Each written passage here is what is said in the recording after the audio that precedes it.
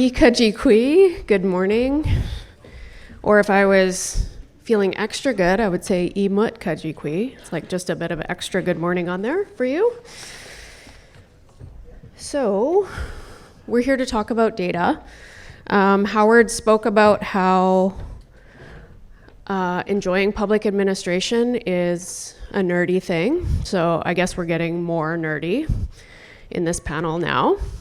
We are, though, none of us, I think, statisticians or data analysts, really, but we are people who are passionate about data, and that's what we're going to talk you through here today is like a few examples of how we can use data in our governments to inform decision-making, build consensus with our populations, and like create these spaces for system change. So we're gonna talk about this kind of at multiple levels during our time with you today.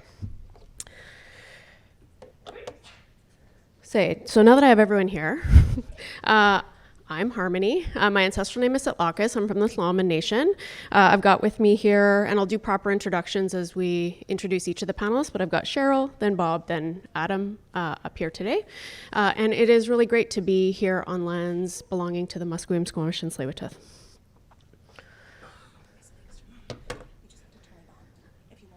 Okay, great, thank you. So just a little bit of context for the work that we do, all of us in data, not even just work, but the lived experience that we have as Indigenous folks. Our people come from very, very highly developed knowledge systems. We lived our lives, managed our territories, developed flourishing societies, ran medical systems, ran scientific systems, all grounded in our knowledge of each other, of territory, of the pharmacological properties of plants. Like these are all things that our people understood and understand very, very well.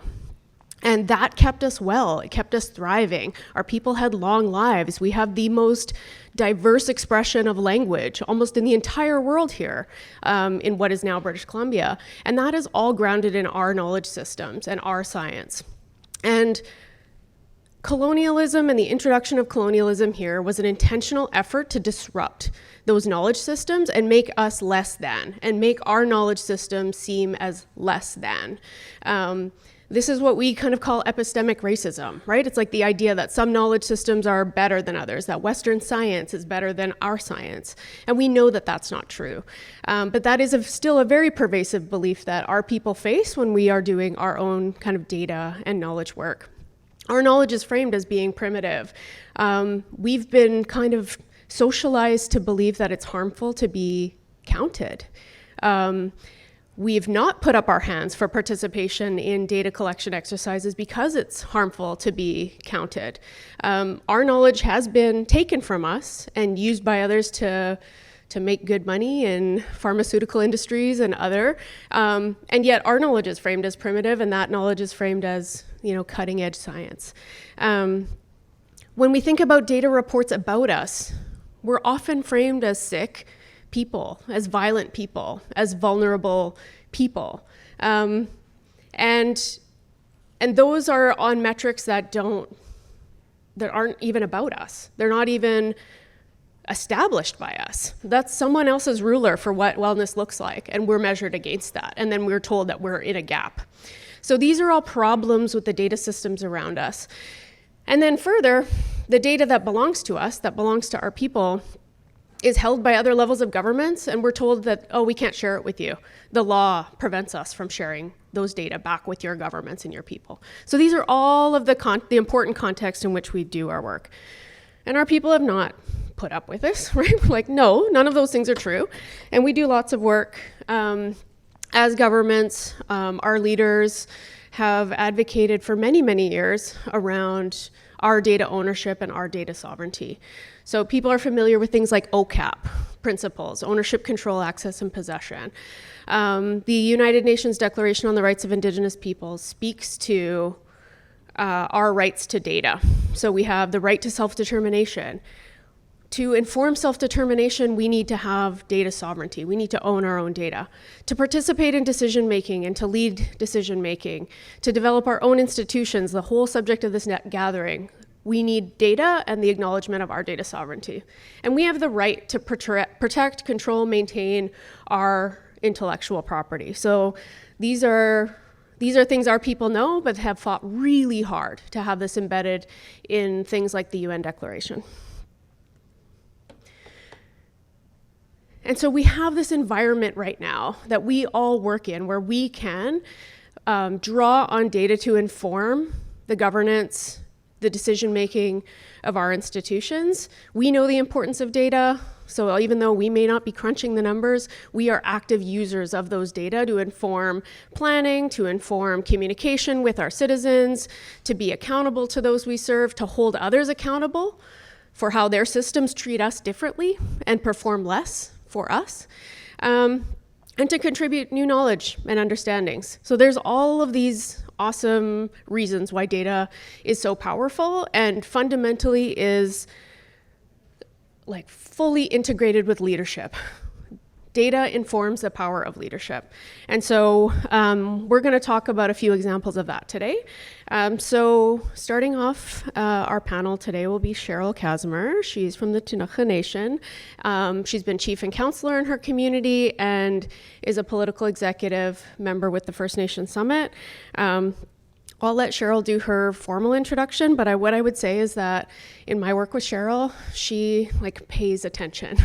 And she asks the really smart, precise questions that you give her information to work with, and she draws the right elements out of it and asks the questions that force you to connect all the dots. And that is a function, I think, of data in the hands of powerful leadership. So over to you, Cheryl.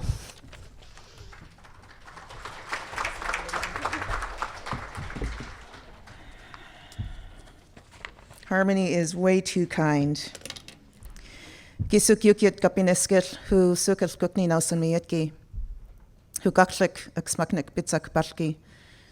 Good morning, everyone. I'm really happy to be here, and I first of all want to begin by acknowledging the territories, the unceded territories that we are doing this important work on with the Musqueam, Squamish, and Tsleil-Waututh people, and I wanted to acknowledge and thank Councillor Howard Grant, who told me before I came up here that he had to leave for another meeting and he'll be back this afternoon, but wanted to take the time to thank him for welcoming us to these lands.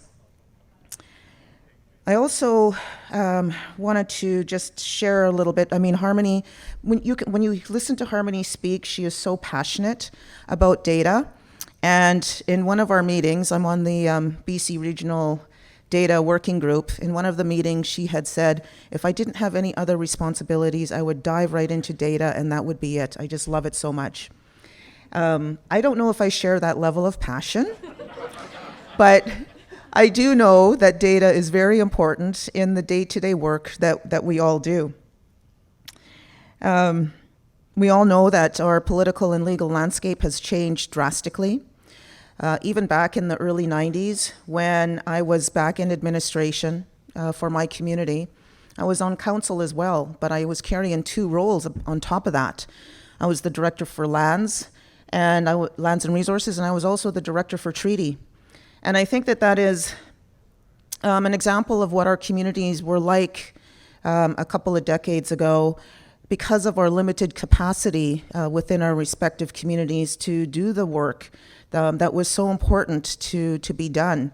But I see since then that things are changing, times are changing, and it's to organizations such as this that are supporting administrations and supporting communities in terms of building the capacity that's required to do the necessary work that is needed and to help us work towards those important priorities and to help us meet the needs of our citizens in our respective communities.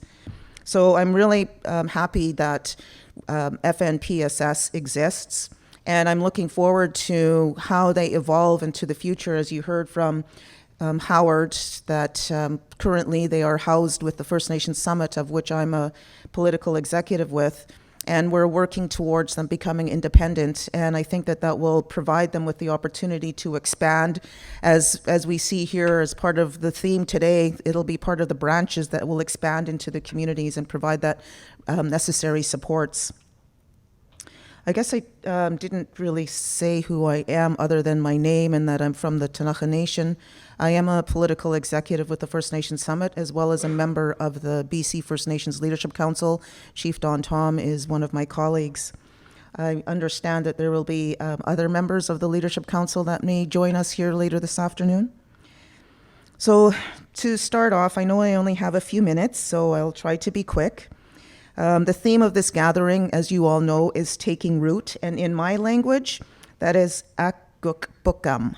And that's a strong word for us because everything that we do comes from the root, and usually when we say that word, we stamp our foot just to enforce the fact that it is the foundation of everything that we are and everything that we do. So I know that taking root, the theme today is focusing in on the need for our nations to build systemic foundations for strong governance systems. And so it's a pleasure for me to spend a little bit of time with you this morning to talk from a leadership perspective about data as one of those foundations. So in serving as chief and counsel for my community of Akham, I did so for 14 years. There was 2 years that usually it's a 4-year term, there was 2 years that I was not able to. I was actually battling cancer at the time, but I am proud to say that I'm a strong survivor of cancer, and I have been for a number of years now. But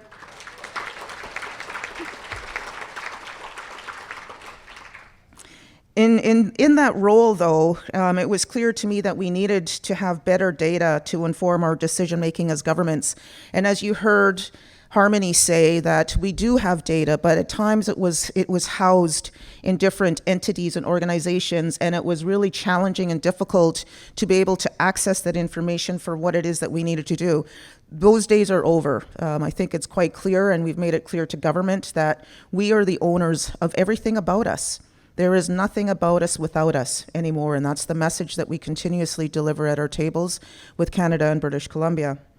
And so we need to change. There needs to be significant shifts in how data is managed. There needs to be significant recognition and shifts in terms of our data sovereignty.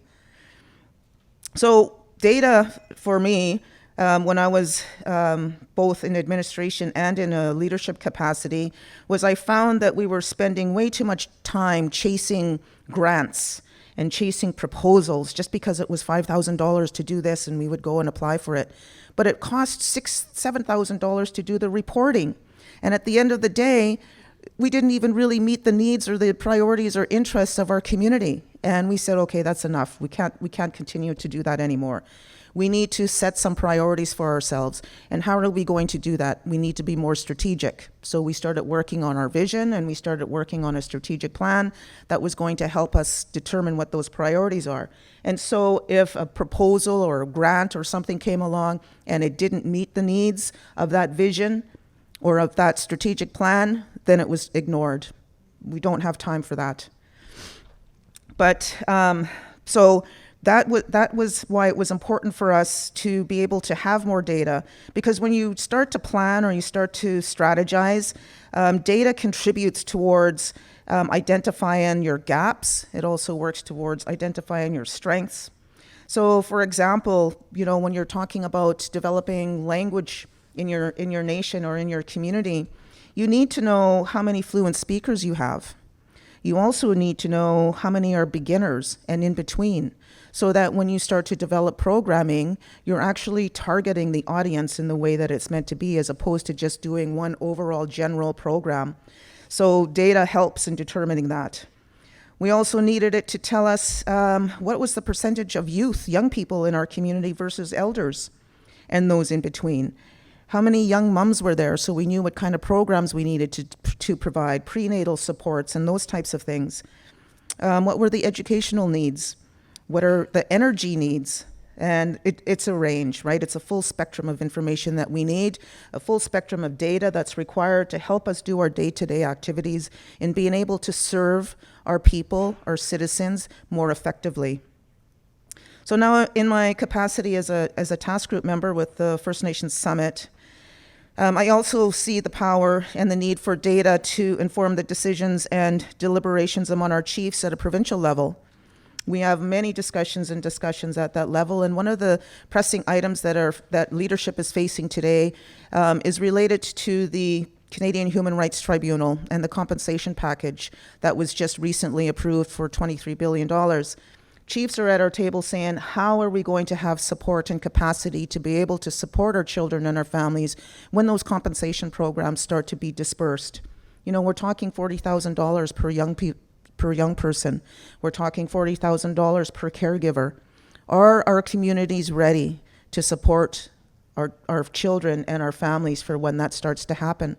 We all know what happened when the residential school payments came into our community. And it's sad to say that in my community, we lost a number of people, a number of my friends.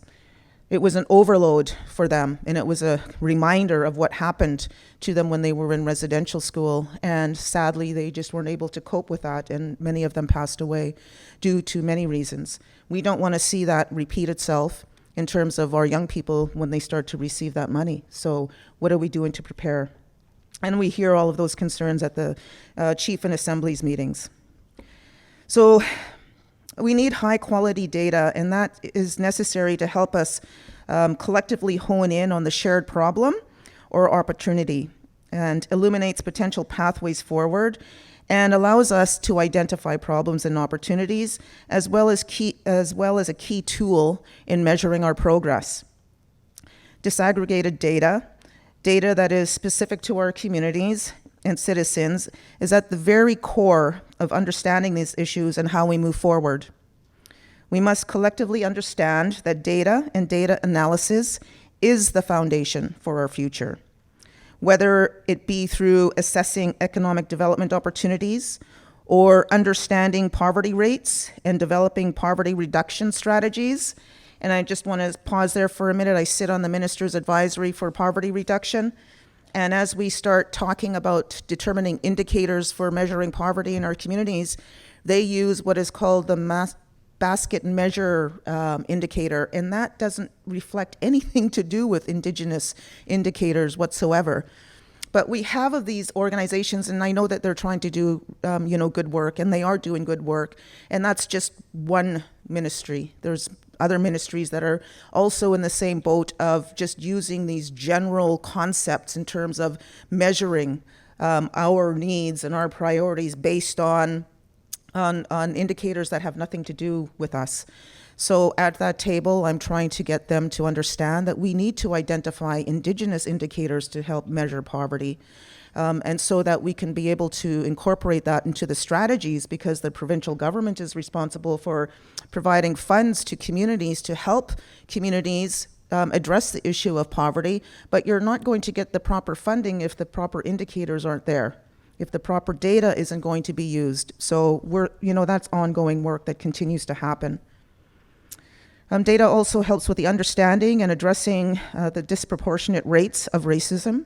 It's also understanding homelessness rates and housing needs for our citizens, understanding success rates for our First Nation learners, understanding and addressing the disproportionate rates of our children in care. So there really is simply no area of our daily lives that data does not touch and assist us in generating plans and strategies toward increased economic opportunities, better health, better educational outcomes for our communities and our citizens. So it's incumbent on us to take control and ownership of our data. We can't rely on the federal and provincial governments on their generated data, such as the census. And we know that there's gaps in the census, right? It doesn't always capture the reality of our communities. People who may be couch surfing may not be captured in the census data. Some people just don't even want people coming to their house to talk about the census with them. It's a challenge trying to get people to participate. And people don't understand, though, that the data that's collected through the census in turn determines the funding that's going to be made available to our communities.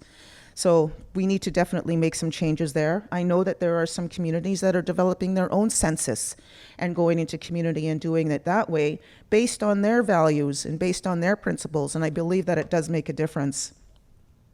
But the existing census, it's not an accurate reflection of the true reality of our citizens and our communities. High quality and accurate data sources are essential for our citizens, our governments, and our nations. And this is why I'm excited about the work that our chiefs have mandated us to advance a BC regional data center here in British Columbia. Along with Chief Don Tom, Chief Linda Price, and Gwen Phillips, and of course Harmony, we are overseeing the process to engage with our leadership about the governance of this institution in a way that honors the data sovereignty of each of our nations. And we'll be releasing new funding that supports the very kinds of projects that I have spoken about today, and which you'll hear more about from both Bob and Adam, who are with me here on this panel. This will also demonstrate the value of data at the root of governance, and Harmony will speak a bit more about the specifics at the end of this panel.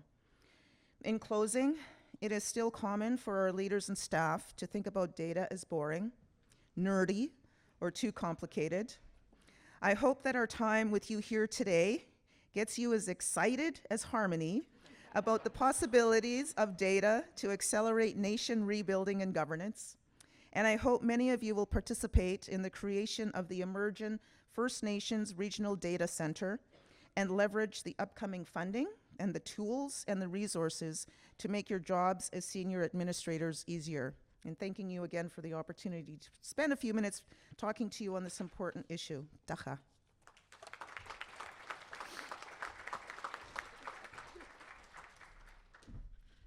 That was so great. And it's a perfect lead in to Bob, because what Bob is going to talk about is this amazing project, nation-driven census from Squamish. And I think you're coming up on your 4th year anniversary with the nation, Bob. Bob's a certified planner, so he's like trained in planning, which people like me just observe the gift of people like Bob. I had the pleasure of working with Bob on this project, and I would just say that it's hard work to get a big nation like Squamish all behind a single census and work across all the departments and all of their interests on the data that they want to collect from their own citizens. And so I think that the fact that Bob pulled this one over the line shows the depth of listening that Bob has. He's a good listener and a good collaborator, and I learned a lot from him on that project. So over to you, Bob.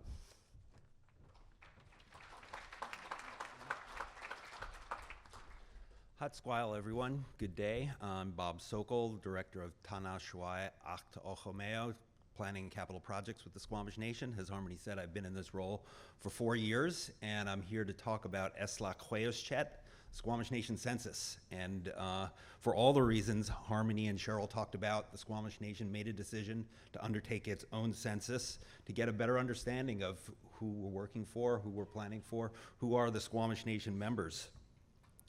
So before I really launch in, I want to start with the how and the why the idea of conducting a Squamish Nation-based census came about. The Squamish have used data since time immemorial, and it's important to note that data isn't necessarily just numbers. There's just observations, there's qualitative data. That's all really important to get a better understanding of the needs of your people. You know, for the Squamish Nation and for all First Nations, current data is generally not by or for the Squamish Ochomeo. It's being collected by others, it's being held by others, controlled by others. You know, I don't need to tell you that, you know, for decades, centuries, Indian agents collected all sorts of great information or detailed information on members living on reserve, what are their ages, what is their gender, and use the information in ways that, you know, it won't surprise you, weren't necessarily in the best interest of the indigenous people the Indian agents were managing. You know, so why did we undertake the census? You know, as we began working on our comprehensive community plan, or as we're referring to it as the generational plan, you know, a number of data gaps were identified. And, you know, I don't think it'd be surprising to any of you to, you know, as Cheryl alluded to, you know, the federal census, you know, gives you information on members living on reserve. In the case of the Squamish Nation, it's about 4,000 members, about half living on reserve, half off. So it means that the data from the census doesn't really provide the Squamish Nation any information on the members living off reserve. That's something, the nation didn't get information from the census, and let alone, as was alluded to earlier, most members don't participate or are reluctant to participate in the federal census. They don't want somebody knocking on the door and saying, "I'm from the federal government. I'm here to help." So, we chose to undertake the Squamish Nation census, and I think a really good understanding is one of the data gaps we had, and I alluded to off-reserve members, is one of the key goals of the Squamish Nation, and this is a foundational for the Squamish Nation generational plan, is to bring all members home within a generation. So that means the number of, if that is fully successful, it means the number of members living on reserves will double. And yet, as I said, we don't have good information on who those people are who are off reserve, who will be coming home. How old are they? What are their housing needs? What is their educational status? What is their household size? All this information was information we wanted to gather so we could plan for the day. We achieved the key goal of our comprehensive community plan of bringing all members home. What kind of services will those people need? What kind of services do the people living on reserve need? So I think that really highlights, some of the key reasons for doing this work. The value of the census is, really, I think has been talked about by Harmony and Cheryl, more than just, a data gathering exercise. And the value of the census is more than just the reports and the data it produces that can be used for decision making. I think it does, it represents a lot of things for the Squamish Nation. One is, it's a process of self-determination. By the Squamish Nation conducting its own census, it's expression of rights towards data sovereignty, self-determination, and self-government, all really important, obviously. And, the form of the census, as I said, it's more than the how, it's more than the why, it's the how we went about doing this. This was really, we had assistance from an outside consultant, but, it was very much driven by Squamish Nation members, Squamish Nation needs. And, one of the key things we sought to do is really highlight, friends and family, having friends and family going out and talking to friends and family members to encourage them to take the census. So, what the census fostered was, it supported communications and transparency between members, the nation, and administration and government. We embodied, or try to embody as best we can, celebrating cultural identity throughout the census. Obviously, one of the basic things was giving it a name more than a census. We called it sɛḷl'acəs, we are all related. And lastly, not lastly, but facilitates community cohesion and connection, again, really emphasizing the ties between family and friends to get people out to participate in the census. In terms of connection, we wanted to break down silos. We wanted to break down silos between government and members, as well as interdepartmentally, break down those silos as well. And we did that by really engaging all of our departments in creating the census questions. I didn't go into it in the presentation, but I want to touch upon, the census actually had several hundred questions, and we realized that not everybody was going to answer several hundred questions, but we had some core questions. It was like about 25 that we asked everybody to answer. And those were ones based, kind of the classic census questions, what is your age, what is your household size, what is your gender, and, basic information, what is your educational status. And then we had 13 different optional elements that people could answer, and that went into much more detailed questions regarding people's experience with their education, people's experience with housing, as I said, a whole range of topics. And even those were very well, we had really good response rate on the main questions, and we got a lot more detailed on the other questions. In terms of capacity, we wanted to support a culture of evidence-informed decision-making. We wanted to make this census so valuable that when council members or departments are planning programs, they'll look to the census and say, what does the census say? So that was a key thing that we really wanted to foster and build within the Squamish Nation. We wanted to modernize and develop data governance and information management. We have new data management policies, some specifically related to the census, but some that cover a wide range of issues in terms of, when the Squamish Nation gathers information, or even when outside researchers are coming to do work on the Squamish Nation. How is that data controlled?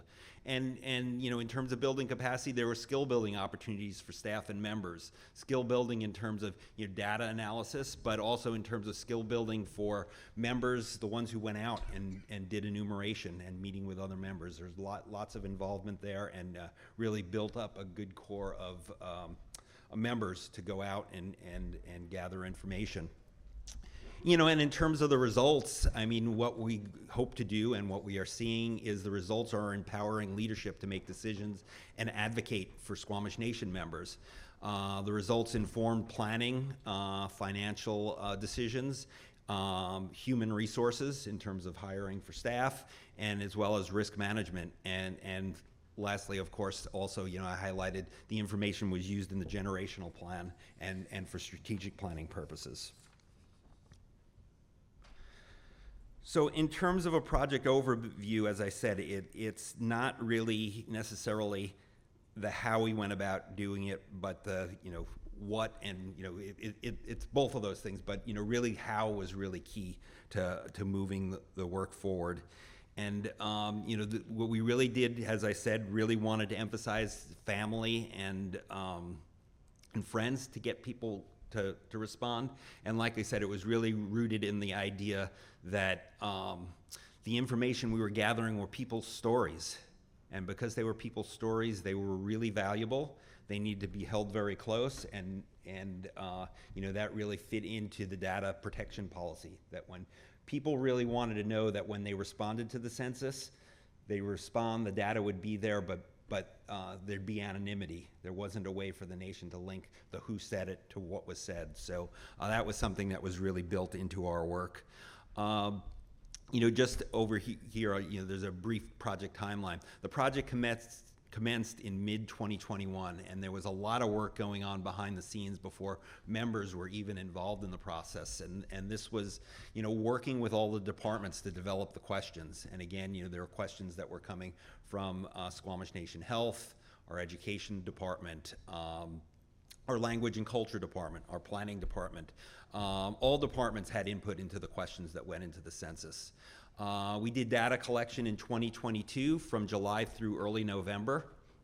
The results were compiled between November and February of this year, and the census website will be going live. I see when I put this together a few weeks ago, I said November 2023. We're not going to quite make that date, but it'll be going live soon, and all Squamish Nation members will have access to the website, and they'll be able to see, how did the members respond, and how did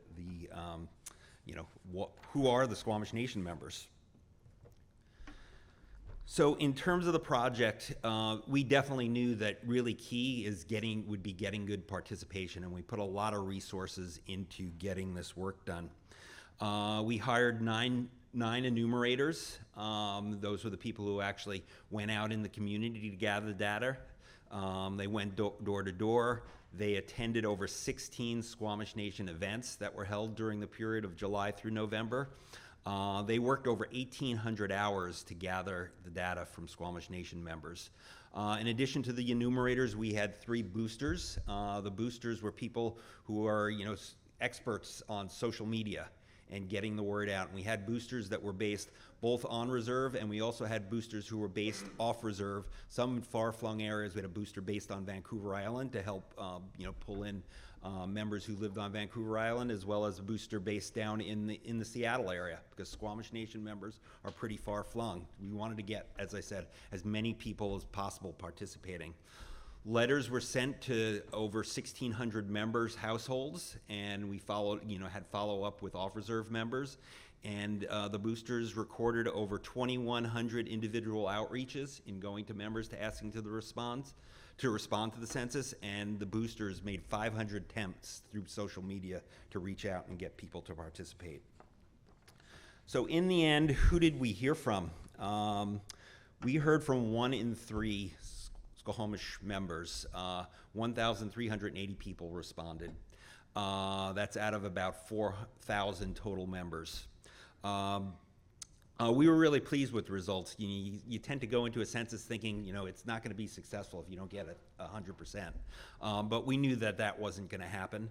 Most surveys the Squamish Nation takes, we're usually pretty happy if we get 200-300 responses. So the fact that we've had 1,380 people respond, it was, it was very intensive and got a much higher response rate than we had hoped for, actually. In terms of responses, 1 in 3 people ages 40 and above responded, 1 in 3 people living on reserve, and 1 in 3 women responded. 1 in 4 people ages 39 and under responded, 1 in 4 people living off reserve, and 1 in 4 men responded. Again, it was a fairly good it's a good cross section, and what we've been able to do is cross-reference that with our membership list. And based on the membership list, again, knowing,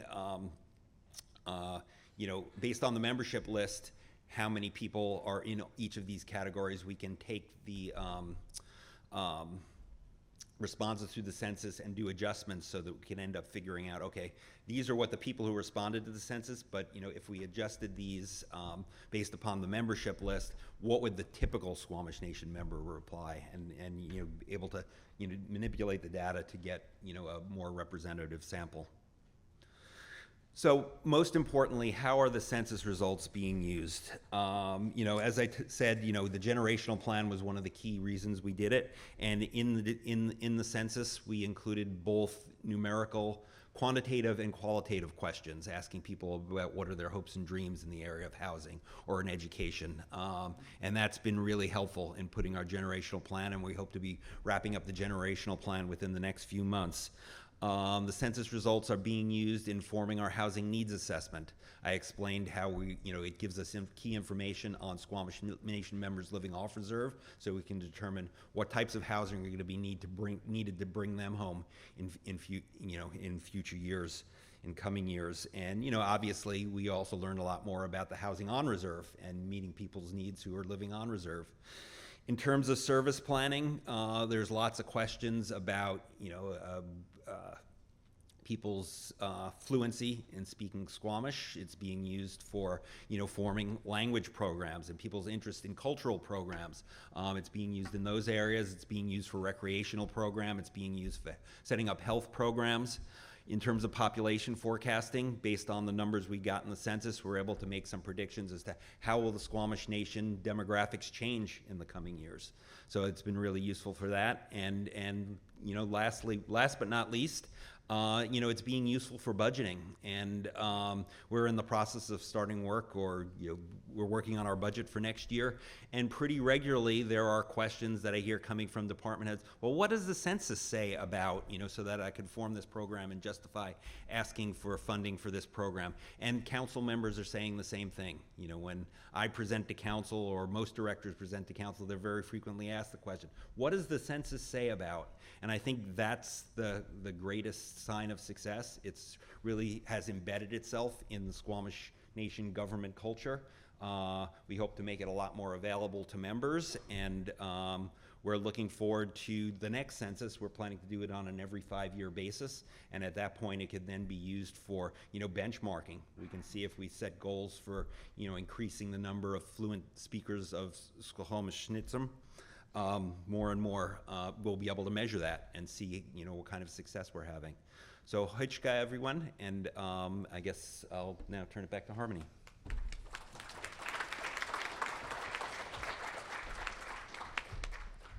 So cool.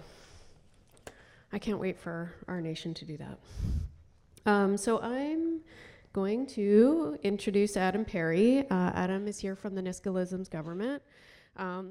Adam might be more passionate about data than I am, so heads up. We work together on a range of things. Among the self-governing Indigenous governments, and NLG has done a lot of really cool quality of life kind of framework work and associated data, and that's what Adam is going to talk with you all about today. So over to you, Adam. Thanks, everyone. Hi. When Harmony asked me to come, there's a conference for administrators. Like, wow, you want to talk to me? Oh, so thanks. That's amazing. Yeah, I'm here on behalf of the Nisga'a Nation. I've worked for the Nisga'a since 2016. There's Nisga'a members in the audience today who've supported this work. I will say that I'm here to talk about the diverse data strategies of the nation and the Nisga'a Nation Quality of Life Initiative particularly. The Nisga'a Nation did a household survey in 2018-19 across the province of British Columbia. It was a heavy undertaking. We talked to over 550 households. We spent about $150,000 to do that, but it was a census on lands and a sampling approach off lands, okay? We're currently working with the regional health, on the regional health survey with the First Nations Health Authority. There are people, administrators right now up in the Nisga'a villages collecting data from that. We have an ISA, information sharing agreement, and a contribution agreement with the First Nations Health Authority. And it's one of the first, I think, contribution agreements where they've empowered the Self-Government Modern Treaty to take on this work versus before. And because of that, the results have greatly improved because of the response rate. So I think we're making great progress there. In terms of other work we do, we also work with major industries. So we get, as Howard was saying, you get a lot of proponents coming on lands and a lot of work happening, and everyone wants to collect data related to the industry questions. So we try to leverage strategically funding as it relates to industry proponents asking citizens about opportunities. So I'll share some examples with there. The main point I want to stress with this is I wouldn't be involved with the Nisga'a Nation unless they heavily invested in this kind of work, okay? So there is a strategic commitment from the Nisga'a Nation to invest in data and data strategies. And because of that, I think they've had great returns in terms of fiscal resourcing. Okay, Nisga'a Nation Northwest BC, 4 Nisga'a villages on lands, 3 urban locals, Terrace, Prince Rupert, Vancouver. I'm also working with Harmony on the Collaborative Fiscal Policy Development Program, our process. So there's 26 First Nations and Modern Treaties. I just wanted to touch on that because I think some of this work that's coming forward is going to generate a lot of opportunities in British Columbia for engagement. It's sort of what you're doing with the regional data centers here in BC is something the collaborative fiscal process was trying to do federally. But in that process, there's a heavy emphasis on evidence-based decision and data. And in that case, I think the governments and the treaties in that respect have leveraged data to make some great gains in housing and infrastructure, and these are significant dollars. During COVID, the groups were able to gather together and also use some data and references to what their needs are in the communities to leverage further dollars. So in a lot of work with the data in the context that I work, it is really to think about fiscal resourcing. One of the spin-offs of that project has been this data project, and it's pretty, I think it's one of the better projects, and after we'll have access to these PowerPoints and the website and the links. But the 26 governments got together at a data steering committee, and we talked about, well, how do we build capacity for governments? Because we've heard everyone's wearing many hats, and you're run off your feet. You're going for funding here. It's just sometimes you don't know where the day begins and ends. All of a sudden, you're just like, what did I do today, right? So this project was in the sense trying to build capacity around the foundational pieces, similar to the Courage to Excel with the tree and build the roots and the foundation. It's really about data governance, data management, everything from records management, thinking about storage, analysis, retrieval, community participation. How do you bring data back to people to talk about, does it make sense for them? Okay, so I just wanted to highlight that quickly. This is available online. It's a public toolkit. It's really about data sovereignty, okay? And again, how to inform decisions within one's government. The Nisga'a Nation Quality of Life framework, this is the initiative I'd like to talk about today. It started in 2013, okay? So I came on board with the Nisga'a in 2016, and they had a framework. This was developed collaboratively with many stakeholders within the nation, elders, youth, different village governments, administrators. They formed a committee. They really tried to think, what are, again, some of the speakers, the elders, holistically, like, what does quality of life mean? What does wellness mean? It's not just one or two things, it's a bunch of things. And they were able to group together some themes around family, health, governance, equality, rooted in the land, rooted in kind of deeper, longer term historical thinking about where people come from, okay? And there's a lot of associated concepts with this. This framework was instrumental for a person like myself. Okay. So when an analyst comes in, you're like, I need to do something. You're like, okay, where do we start? What do you want to look at? Well, I want to look at wellness. Okay. So is that housing? Is that governance? Is that health? So this framework was really able to just map out visually. These are the elements we're really concerned about. We know they're interrelated. We know they're going to mean different things for an individual, for a culture, for a family, for a WILP, like in the Nisga'a context, the house. And it's going to mean different things for governance. So they started with that level, and I think it's really important to have these frameworks. Broader objectives in terms of this then, again, it's been highlighted today. I'll just say the thing about consistency and commitment to this work, okay? So consistent ways of measuring well-being or quality of life. That became a theme that we really want to track. So how are we consistently measuring these things? Sharing results with community members. Key piece to this work, the feedback loop, right? How do we get our thinking going from not just the government and elected officials, the politicians? We've already heard there's election, like changes in elections and new people come onboarding and different, but what are the members, how does the community feedback this? Is it feeding back into the governance structure? Is it feeding back to the citizen? And who are the champions in the community? You're going to find people who are really passionate about this, who can interpret these results. And interpretation of results is diverse, right? Okay, let's look under the hood a little bit. Lots of report writing has been done on this work. We grouped lots of things together in terms of sub-themes. And we looked at kind of relational and associated concepts. We had priorities, development priorities. I'm really happy to share this work. I'm passionate about this. With others as it comes. And the Nisga'a Nation has always encouraged sharing and encouraging of learning together. If you look at, there's an example there, access to traditional country foods, I'll show an example. But in that example, you have the environment, right? But you have culture and language. You have spiritual aspects maybe going to land. So there's many factors when you're looking at kind of the relational concepts to deciding at what to measure, the metric or the indicator you want to look at. And I'm sure Bob had to go through this with the census, because I know when I did the household survey, the Nisga'a have a traditional harvesting wheel, and that was a basis for kind of parsing out the sections in the household questionnaire, and then the questions, right? But it's a lot of work to get to this level. Again, I become more of an advocate for the associated concept of something. I become more of an advocate for how the relational concepts tie into something. So when you're looking at when you're tracking the mother tongue, let's say, of Nisga'a speakers, there's an equality piece there. Like the matriarchs hold the knowledge perhaps like in there, right? It's not just about tracking the metric of who's speaking, right? It's so much deeper than that. So having these kinds of ideas, are you talking about vitality? Are you talking about transition of information? We've done a lot of early work on labor force stuff. Again, labor market, unemployment, but even here you have to think about the associated concept with the labor. You're not just tracking unemployment. What does that mean? Unemployment might put stress on a family. It might lead to low self-esteem because you can't get a job.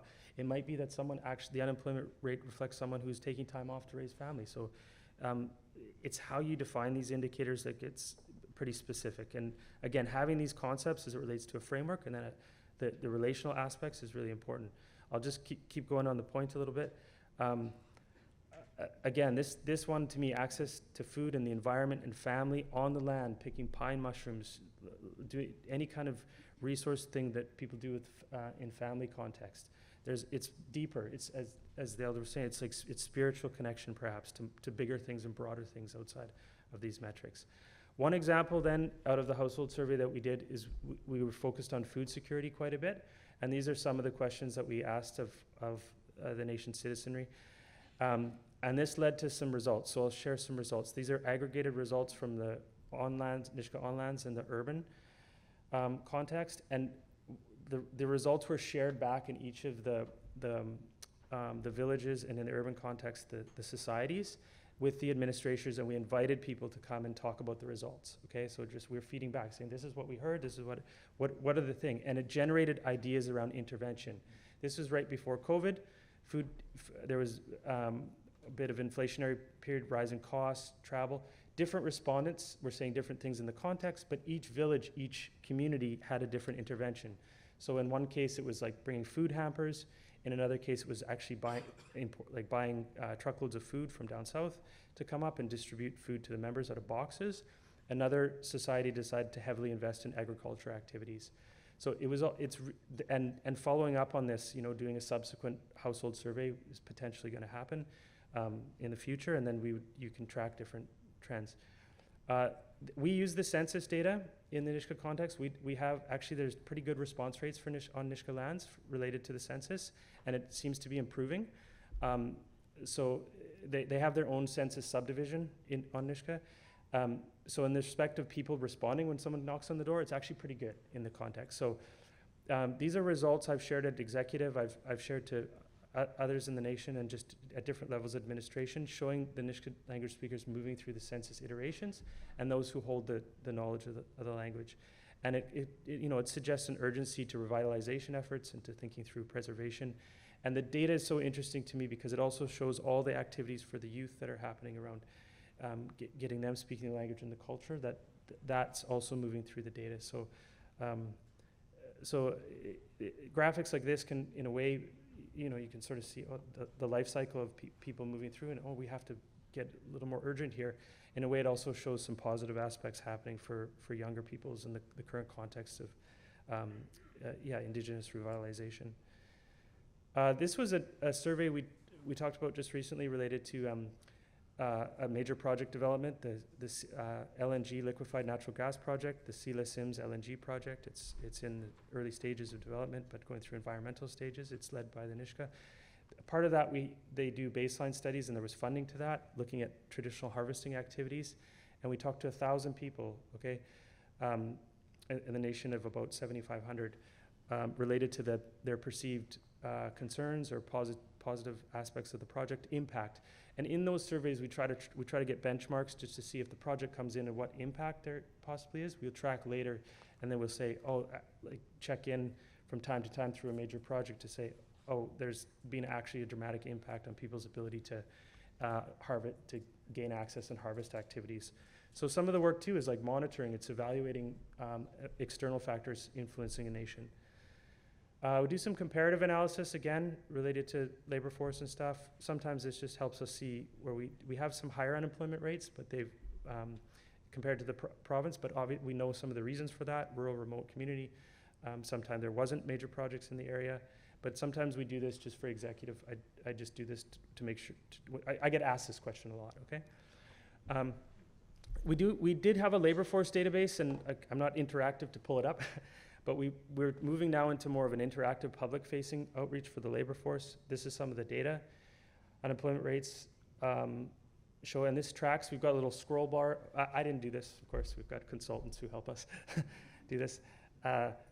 Perhaps I'm a little bit like Cheryl. I know what to ask the right questions at times, or say, you should do this.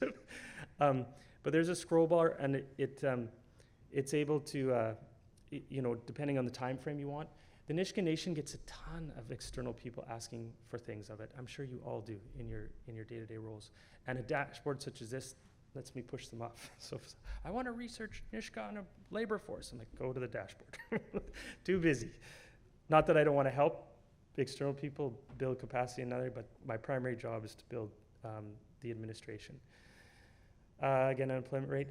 Back to the household survey, just quickly. These are things we asked about sense of belonging. Again, associated concept with a sense of belonging. A community can be related to so much more than just your sense of that, right? So we track that. This is an example from all 4 Nisga'a villages, and we can, break this out per village. And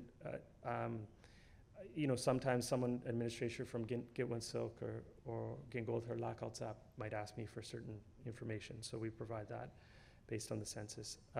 Again, traditional harvesting seasons from that. It's, are you aware of this question? Like, this is a broader benchmark that over time we can say if this is twinning, what's happening there.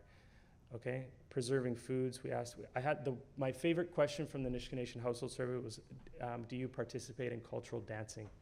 And I found that to be such a great indicator in the sense that during feasts and the dance groups that go around the country and the world actually to promote, I found that to be a really interesting benchmark to see, and then maybe track that into the future. And people like answering those questions too, right? They start to tell you. It's not just the quantitative on our household survey. We asked a whole bunch of stuff of qualitative narrative responses too. Leisure time and work was started to become important for us. Stresses of families, maybe dealing with aging parents, young people, career pressures, administrators and self-governments. We're all swamped. So we asked these kinds of questions, and this is in the literature coming out more, right? Like, you don't have time for yourself, you burn out, and you don't have time for family and such. The last graphic I'll just show you again is an example of the recent CERC survey, Social Economic Resource Use Cultural Survey from the LNG project. It's specific to this village because this village will be most closely associated to the LNG site. Are you interested? We asked these questions on the survey. Again, we try to leverage the questionnaire in terms of specific works to the project, but supplementing earlier work we've done. Are you interested in the project? Some are not. Then we dig deeper. Okay, why aren't you interested in the project? Or maybe as the project goes, we do another survey and people aren't as interested. What happened? Are the proponents not meeting the needs of what they set out to do? Okay. When it comes to understanding wellness, quality of life, relation, I'll say this: data only tells a partial story. Where's the stomp foot? I don't have a word for it. It's rude, but that data only tells a partial story, right? It's really about interacting and working humbly with your colleagues, your executive, the people who are telling you, you got it wrong. Sometimes data gets it wrong, okay? Sometimes data, the questions you asked isn't great. It's really good to spend a lot of time at the front end before engaging in a major project like a census or survey to try to really nail down the questions and the associated concepts of what it is. And that takes time with administrators and the citizens to understand the depth of what you're trying to ask. Raising questions is a good thing, though. Part of this too is like not being afraid to tell hard stories with the data, right? And not being afraid to hear people saying, "No, this is a problem." Okay, good. This is what we want to know. Like we write this down. Comparative analysis between different surveys and weighting. It takes a little bit of time. You have we do a lot of qualitative story narration in our surveys, and to write those up and then to weight, was that a little bit more important to the quantitative narrative, or how do they align, how do they fit? So there's a whole bunch of work that can go, and again, relying on some experts in this field, some data scientists, economists, others can often help you with this. It takes time. Everything takes time, more time than you always think it will. And it's not, and to demystify, I'll end on this. Demystifying data. It's really about rows and columns. It's that simple. It's garbage in, garbage out. We tell all the staff that. And when I sometimes work with staff, they're like, "Is that easy?" I'm like, "That's all it was." They have software now. You just can push. Makes pretty graphs. But it's really just about paying attention to detail and taking on that that role that this data translates into so much more, right? The work we're doing now at this kind of level, with like just collecting your housing aspects of like what major repairs you need, or when you have that data, that can translate into hundreds of thousands, millions of dollars in your future negotiations. So that's all I have. Thank you so much.